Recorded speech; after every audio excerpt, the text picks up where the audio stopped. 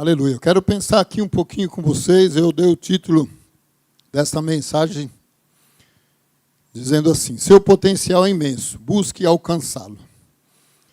Irmãos, havia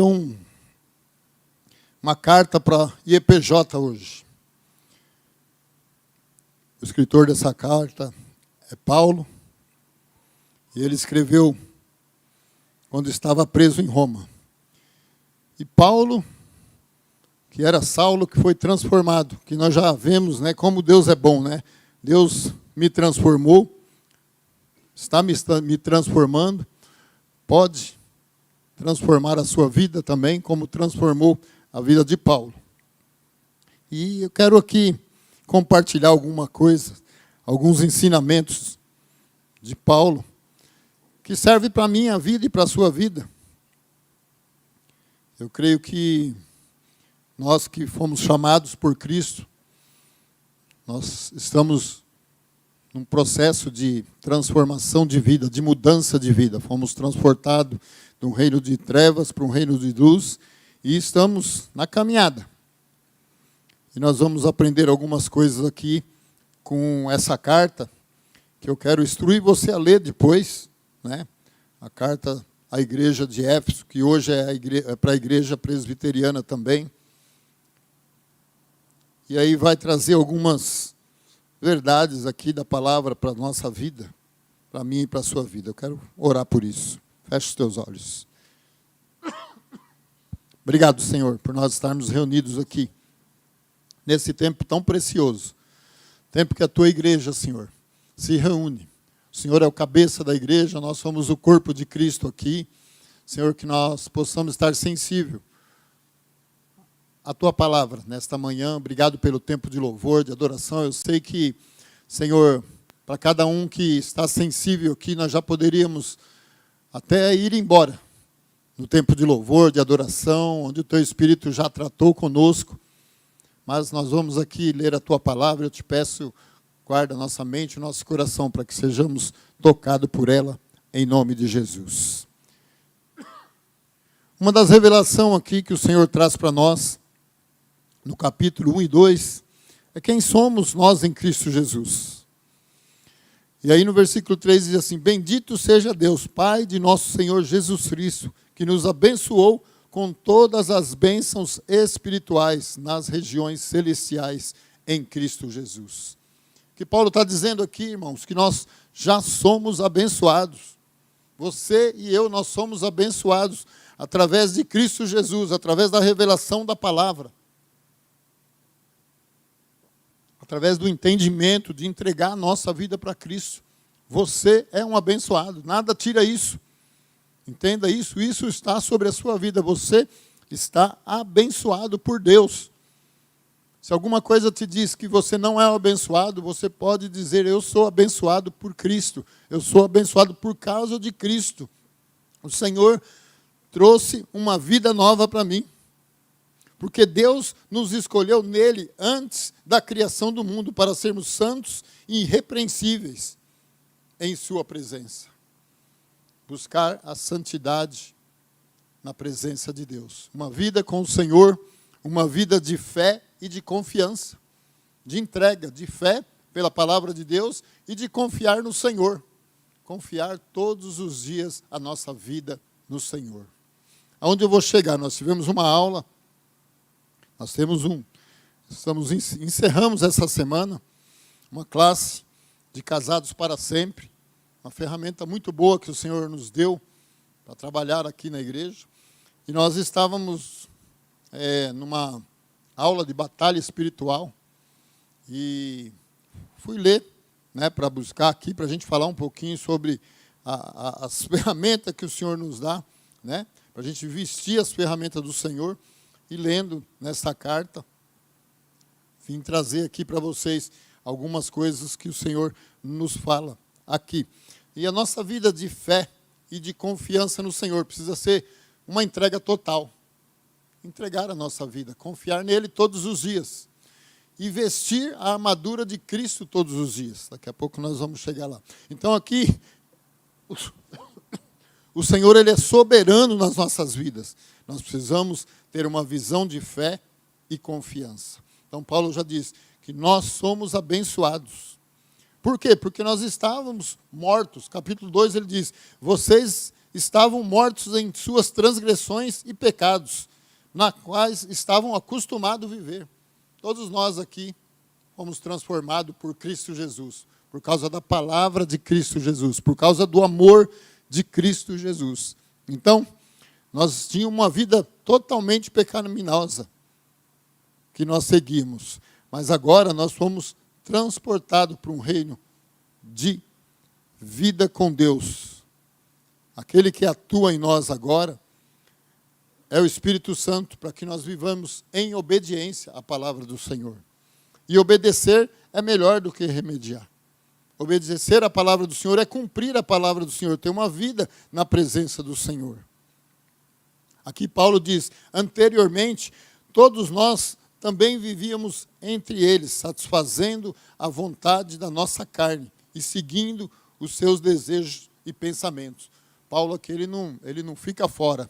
Ele diz que ele também estava numa vida fora dos princípios do Senhor e veio para a presença de Deus e foi transformado.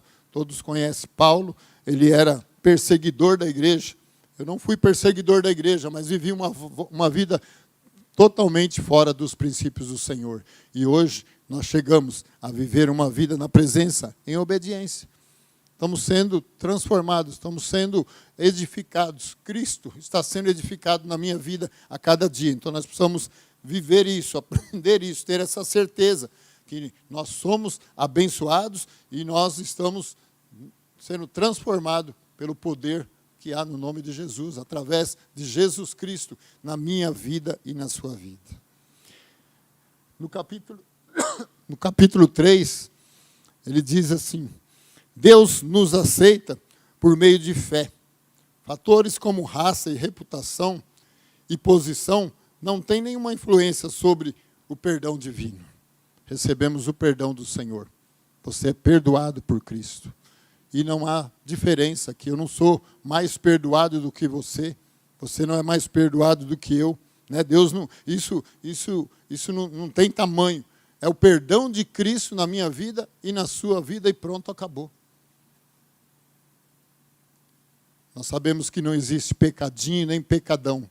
Existe o pecado. E nós fomos feitos no pecado. Mas o amor de Cristo nos trouxe para a luz, para uma vida transformada, uma vida de obediência na palavra do Senhor. Então, antes nós estávamos mortos, agora nós vivemos. Viemos para uma vida abundante aqui e uma vida abundante na eternidade. E viver uma vida abundante aqui, nós precisamos ter decisões nas nossas vidas. Ter mudança de vida, mudança de hábito, mudança de atitude, mudança de pensamento. Precisamos pensar como Cristo pensa.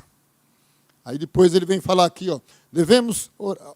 Deus nos aceita por meio de fatores de fé, então nós devemos orar por todas as famílias, em nome de Jesus, porque Deus é que pode fazer mais do que nós pensamos e imaginamos. Talvez nós não podemos fazer nada, mas nós podemos sim, nós temos ação de poder abençoar as pessoas. Mas Deus pode fazer muito mais sobre as nossas vidas e sobre a vida daqueles que nos rodeiam. No capítulo 4, ele vai falar a unidade do corpo. Sejam completamente humildes e dóceis, e sejam pacientes, suportando uns aos outros em amor.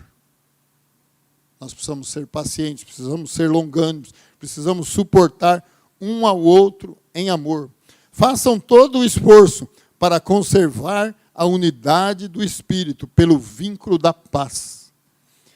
Há um só corpo, há um só Espírito, assim como uma só esperança, a qual vocês foram chamados. Há um só Senhor, há uma só fé, há um só batismo, há um só Deus, Pai de todos, que é sobre todos, por meio de todos e em todos. Então, é a unidade do corpo de Cristo. Nós precisamos viver em paz no corpo de Cristo. O corpo de Cristo somos nós, né? Deus é a cabeça e nós somos o corpo de Cristo. Ele vai trabalhando em nós para que nós vivemos em fé em confiança no Senhor. No capítulo 5, ele vai te falar sobre uma vida de santidade e uma vida em comunidade em deveres conjugais. Verso 1 diz assim: portanto, sejam imitadores de Deus como filhos amados e vivam em amor. Que o amor de Cristo possa gerar em nós uma vida abundante. Como também Cristo nos amou e se entregou por nós, como oferta e sacrifício e aroma agradável a Deus. Se nós queremos agradar a Deus, nós precisamos viver uma vida em amor uns com os outros. Respeitar uns aos outros.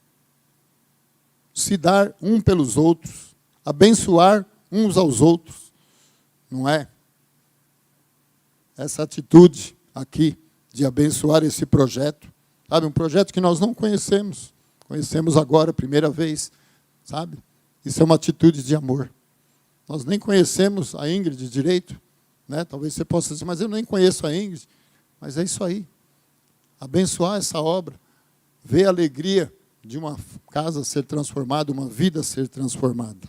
Isso é muito bom. No verso 15 disse: tenham cuidado com a maneira que vocês vivem, que não seja insensato, mas como sábio, aproveitando cada oportunidade, porque os dias são maus, nós vamos viver dias maus, mas o mundo vive no mal. Nós, igreja, nós somos abençoados, você é abençoado, Deus já te abençoou, nada te impede disso. A palavra diz que nada pode se separar do amor de Cristo Jesus. É esse amor, essa bênção do Senhor já foi delegada sobre a sua vida. Então você é um abençoado. Nada pode te tirar desta bênção. Amém? Então viva como sábio. Quando for orar, peça para Deus sabedoria, para você lidar com todas as situações da vida, porque dias maus vão vir. É isso que Paulo está dizendo aqui, ó, gente, vai ter dia que vai ser difícil, vai ser dia que vai ser mal, mas vocês precisam perseverar, vocês precisam lutar, vocês precisam vencer, porque Cristo venceu, nós vamos vencer. Paulo venceu. Quando ele escreveu essa carta aqui, ele estava preso. E nós temos a liberdade de vir, de servir, de adorar, a oportunidade de abençoar, e às vezes nós esquecemos. Nós precisamos colocar isso em prática na nossa vida. Amém? O verso 22 diz assim: mulheres, sujeite cada uma ao seu marido, como ao Senhor. É um desafio, né? Para o casamento, para a esposa, às vezes. Mas a esposa, às vezes, precisa deixar o marido assumir o papel. O homem precisa assumir o seu papel. Mas a esposa precisa deixar, às vezes, né? Então, mulher, sujeite-se ao seu marido. Seja sábia em se sujeitar ao seu marido. Ele é o cabeça. Se der alguma coisa errado, Deus vai cobrar dele. Ele que é o responsável da casa. Ele que é o cabeça do lar. Com sabedoria na palavra do Senhor.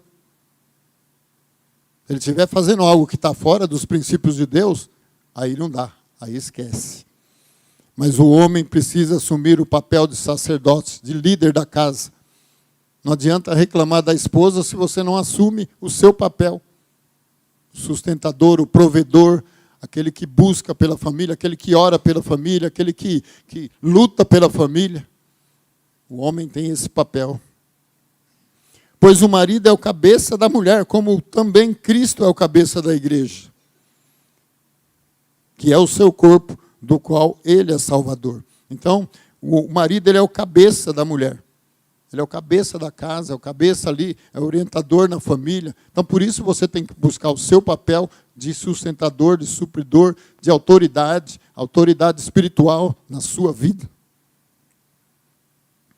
No 25 diz assim: marido, ame a sua mulher como Cristo amou a igreja e se entregou por ela.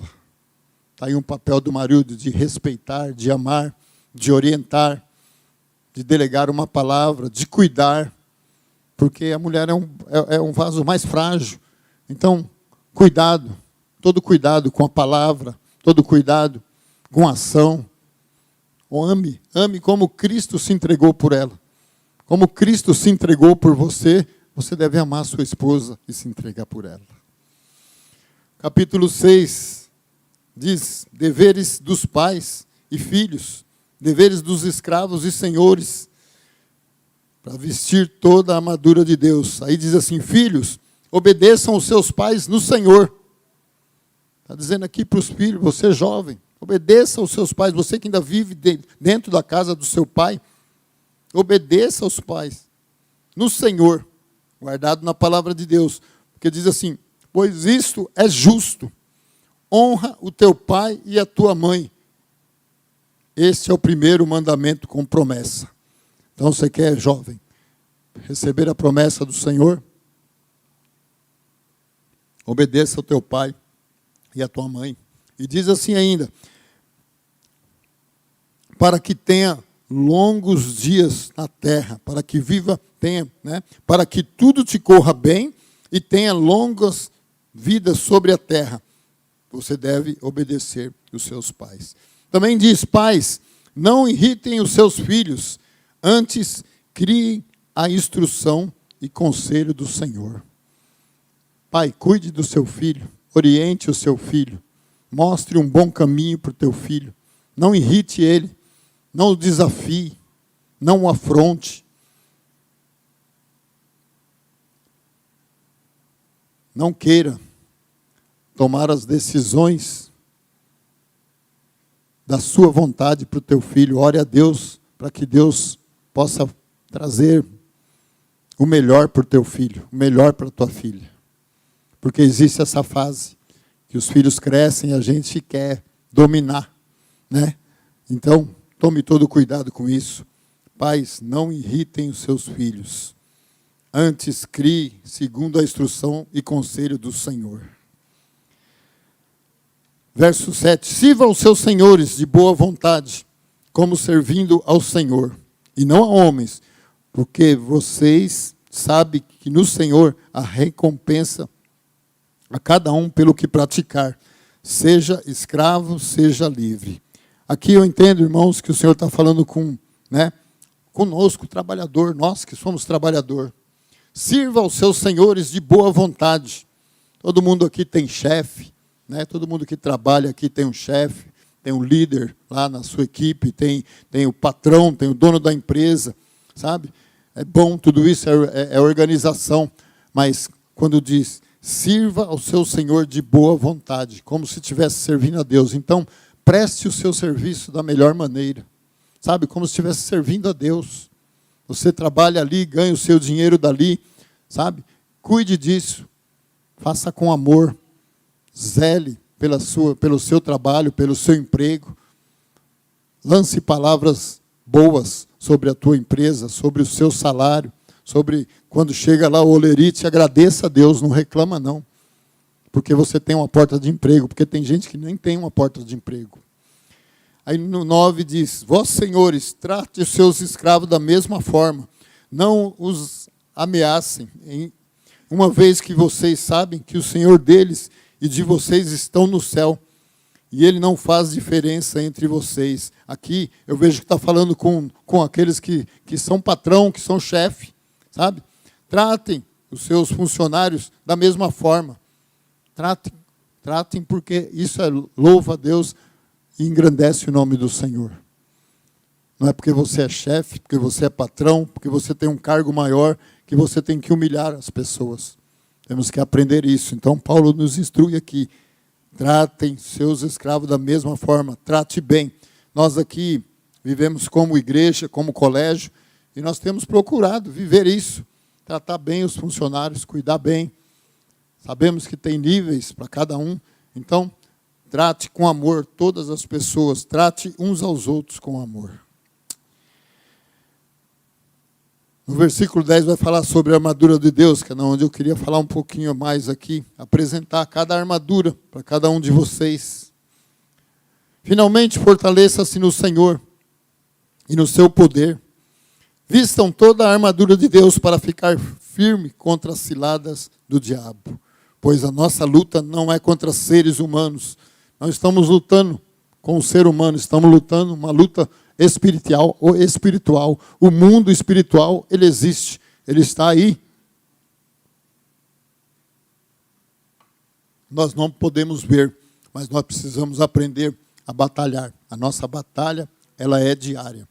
Todo dia nós precisamos revestir da armadura de Deus nas nossas vidas. E que são essas armaduras? Toda a armadura. Para que nós possamos ficar firmes, nós precisamos vestir essa armadura todo dia. O que é a armadura de Deus? É a proteção de Deus. A expressão armadura de Deus traduz uma palavra grega que se refere ao equipamento completo de um soldado numa infantaria. Por isso o apóstolo Paulo enfatiza que o crente deve tomar toda a armadura de Deus. Essa armadura é espiritual, é formada por diferentes elementos, mas é também uma perfeita unidade. Isso significa que no ensino da palavra, não faz sentido usar apenas uma armadura ou outra. Devemos vestir toda a armadura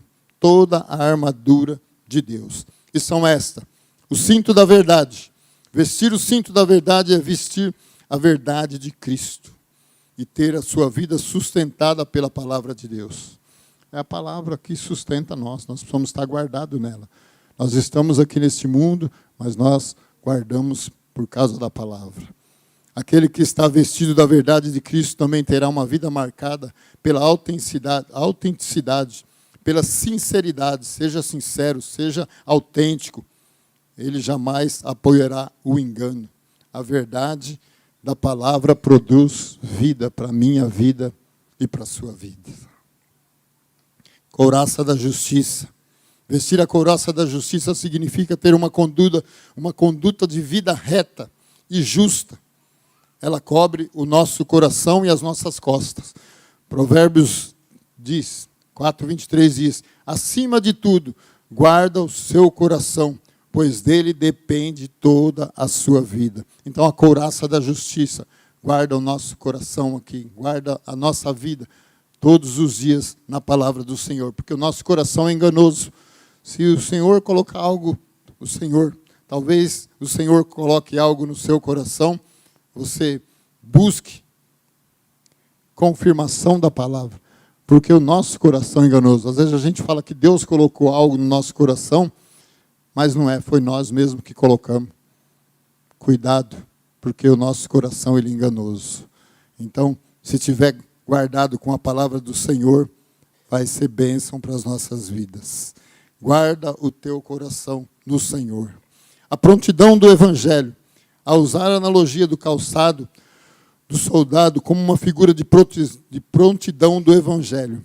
O apóstolo fala de segurança, confiança, conforto, boas novas. Quando nós calçamos a sandália do Evangelho, os nossos caminhos mudam. Os nossos passos mudam. Nós buscamos fazer aquilo que agrada ao Senhor. Isso é muito importante. Então, todos os dias, quando nós acordarmos lá, nós temos que vestir a armadura de Deus. Quando você estiver calçando o seu sapato, você calça ali, sabe, a prontidão do Evangelho. Quando você estiver colocando a sua camisa, você fala: Senhor, isso aqui é o escudo da fé. Guarda a minha mente, guarda o meu coração. O escudo da fé. O crente deve estar embasado sempre com o escudo da fé, com a qual ele pode apagar os dardos inflamados do maligno. Paulo aqui usa uma figura do escudo romano, oval, retangular, que tinha pouco mais de 1 metro de altura. Ele era grande o suficiente para cobrir o corpo do soldado. Então, o escudo da fé, a fé.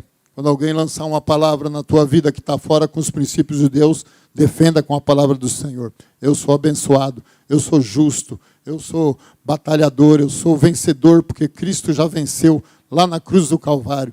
Quando o inimigo tenta chegar lá diante do Senhor, te acusando, Jesus Cristo levanta lá e fala: eu já paguei o preço.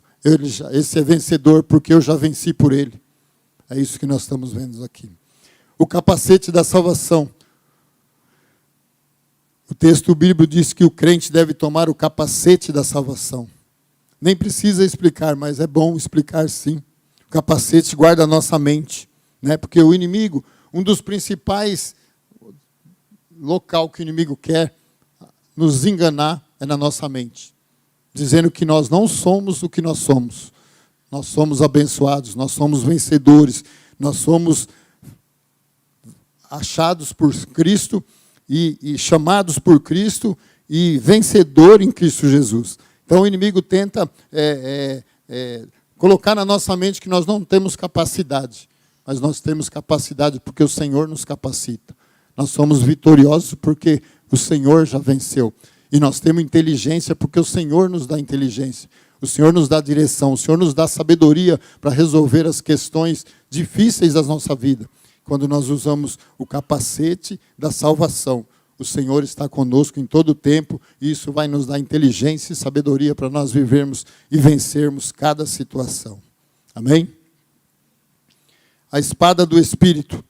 Vestindo com o capacete da salvação, o crente também deve estar empunhado com a espada do Espírito. A espada, ela corta para os dois lados, para lá e para cá, que é a palavra de Deus. A palavra de Deus é que transforma a minha e a sua vida. O apóstolo Paulo termina na sua analogia dizendo sobre como vestir a armadura de Deus.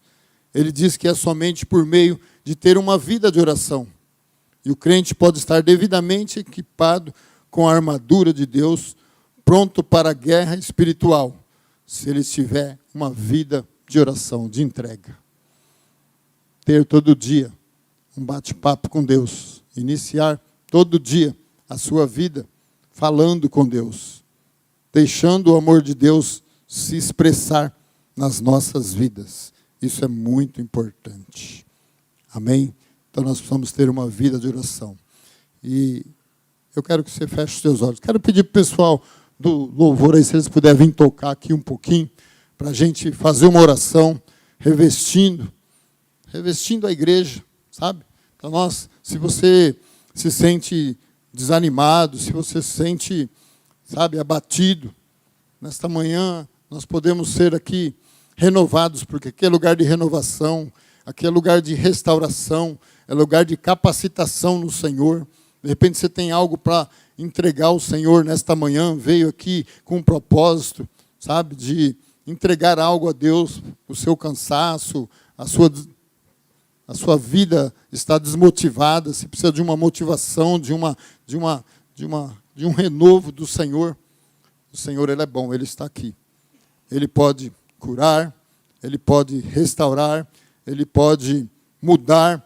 Se você precisa de uma mudança na sua vida, se você precisa de um socorro, uma provisão do Senhor, uma bênção na sua vida financeira, como nós oramos aqui na sexta-feira, na vigília, uma ativação sobre a sua vida financeira que está com alguma dificuldade, algum problema.